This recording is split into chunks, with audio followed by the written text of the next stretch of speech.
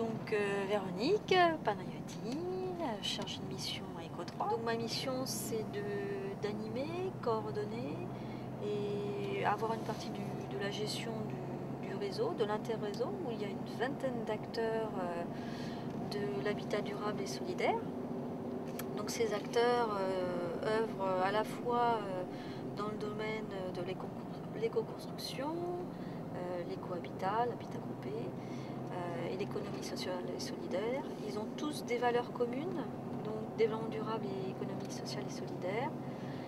L'idée c'est vraiment de promouvoir au travers de ce réseau ces actions, au travers de ces valeurs-là, et puis de croiser et de créer des passerelles entre tous ces acteurs qui sont sur le Grand Ouest, donc la Bretagne, Pays de Loire et la Basse-Normandie.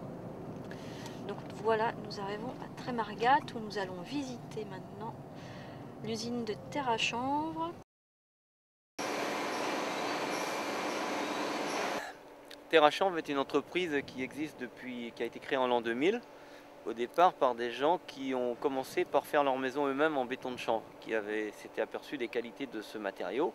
Et donc mon prédécesseur, Alain Depayi, avait construit sa maison en mortier de chanvre. Et donc ensuite, lorsqu'il avait fini ce projet, il s'est lancé dans le développement de cette idée et donc a créé un outil pour transformer le chanvre et mis en place en partenariat avec des agriculteurs biologiques la culture du chanvre dans la région. Depuis le départ, donc Terre à chanvre se place aussi comme un acteur du développement de l'agriculture biologique et de l'éco-construction. Donc on établit des partenariats, des contrats avec des agriculteurs qui sont en bio pour semer du chanvre et on achète la paille et la graine à la récolte. Donc on a un contrat, on garantit le prix des produits, des graines et des pailles. Ensuite, donc, les agriculteurs stockent cette paille chez eux et au fur et à mesure des besoins que l'on a, on la fait venir ici. Et puis donc a mis sur pied un réseau de distribution avec des partenaires qui sont des distributeurs de matériaux écologiques. Qui sont sur l'ouest. Ensuite, Terre à chanvre a connu un accident de parcours il y a 2 ans. Il y a eu un incendie dans l'unité de production qui a détruit la moitié de l'unité et donc la rendant donc non fonctionnelle. Et grâce à la volonté d'une des associées, Florence Boinet, l'entreprise qui est une investisseuse dans l'affaire ici et porteuse de projet, elle a donc financé le redéveloppement et la reconstruction de l'outil.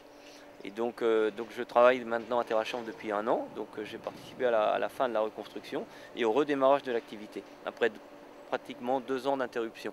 Nous avons repris de la production depuis le mois d'avril, mars cette année, et là donc 6 mois après, ça y est, ça commence à bien repartir.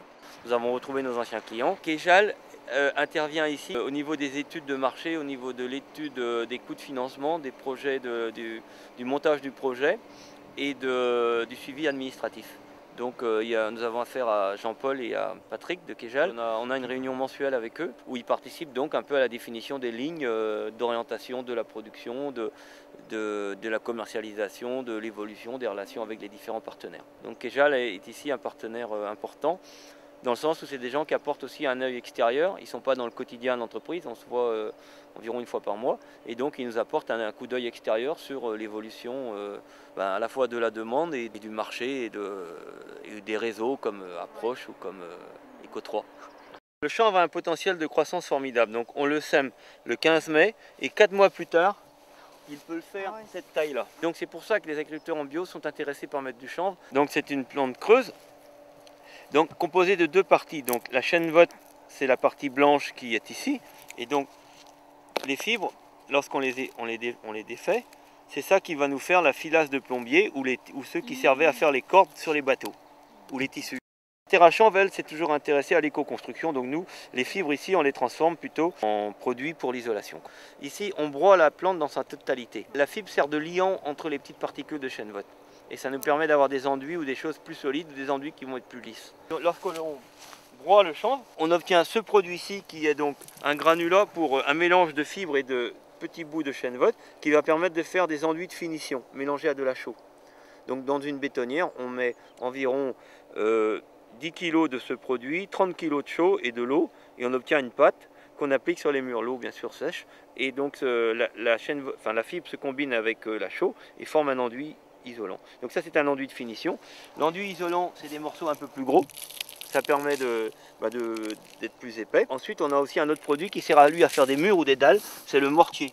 C'est le troisième produit de granulat fibré. Et donc ce qu'on va appeler nous la laine, c'est donc la fibre de chanvre avec un peu de chêne-vote. Donc là ça fait l'isolant. Et ça fait un isolant pour les combles. Voilà.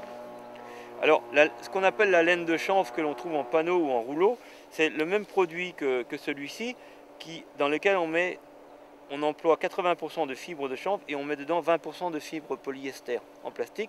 On passe ça dans un four, le plastique fond et colle le chanvre et ça forme des panneaux ou des rouleaux. Et ici sur des fibres bio, on ne fera pas des choses comme ça. On restera sur un produit plus naturel, on ne met pas de colle et donc on l'applique en vrac. D'accord. Elle est posée en vrac sur les toitures dans des caissons, un peu comme de l'insulfation de ouate de cellulose. Un artisan qui met en œuvre du chanvre est en mesure maintenant de faire une garantie décennale aux clients. Nous sortons à peu près entre 2,5 tonnes et 3 tonnes de produits finis tous les jours. On travaille entre un demi et un 3/4 d'hectare de chanvre tous les jours. Avec 2 hectares de chanvre, on a de quoi faire une maison. Terra chanvre, ça représente 50 à 60 maisons par an. Le chanvre, ça ne pousse pas tout seul. Il n'y a aucune plante qui pousse toute seule. Que ce soit en bio ou en conventionnel, le chanvre a des besoins. C'est mis en coffrage comme ça là. Pour faire des murs carrément. Et donc là, ça donne ça sur des murs. C'est comme une espèce de torchis, donc un mélange chaud-chanvre, quoi. 30 cm d'épaisseur, qui a un aussi bon coefficient d'isolation qu'une brique rouge, et qui permet un peu de la respiration de la maison. Donc là, c'est une maison qui a été faite à Trémargat tout en béton de chanvre, en mortier de chanvre. Tout ça, c'est donc une ossature bois. Et ici, on a les banches qui sont en place. Vous allez voir, après, c'est du béton de chanvre qui a été... Ça, tous les murs sont en mortier de chanvre, quoi. Un mélange de chaux chanvre sur 30 cm, 25 cm. La toiture, il y a du chanvre, non pas en laine, mais en béton de chanvre allégé. Là, c'est l'ossature bois intérieure, donc là, la projection. Donc, les gaines techniques sont toutes passées avant. Il y a une machine qui mélange de la chaux, du chanvre, et puis il projette sur une plaque le mélange chaud-chanvre. Là, on va faire un mur là, de 30 cm d'épaisseur, l'ossature est noyée dedans, et donc voilà ce qui reste, quoi. Après, il y a un enduit à faire à l'intérieur, un enduit respirant, et un enduit extérieur aussi, de type chaud-sope, qui permet la respiration, ou un bardage.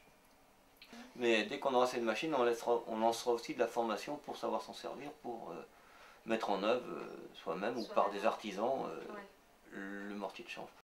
Ici, on a le bardage bois classique, avec un pare-pluie qui laisse une lame d'air entre l'ossature et le bardage. Et ensuite ici donc on a un panneau de type OSB, ici l'ossature de la maison.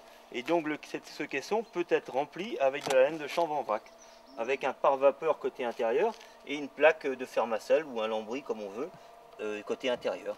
Et donc le passage des gaines techniques se fait par l'espace entre le frein vapeur et la plaque de lambris. Du chanvre mortier qu'on a vu tout à l'heure mélangé avec de la chaux sur une dalle de sol. Voilà, ça fait une dalle isolante, donc on voit elle est posée directement sur les cailloux.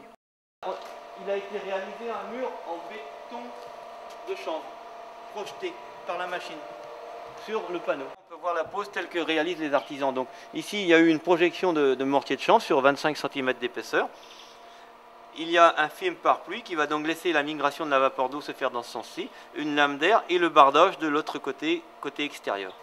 Un bloc de mortier de chanvre qui a été réalisé et nous en avons envoyé une quarantaine de blocs de ce type à l'université de Lorient et de Rennes, dans les laboratoires de génie civil des matériaux, afin d'étudier le comportement du matériau. Ils ont été testés en pression, en régulation de l'hygrométrie et la qualité d'isolation. Donc c'est pour ça que ces matériaux ont obtenu maintenant des normes professionnelles. Donc ça c'est la pose en mur en enduit isolant. On a ici donc l'enduit isolant, on voit des morceaux de chanvre un peu plus gros, et donc qui permet de faire l'enduit isolant de 5 à 6 cm d'épaisseur.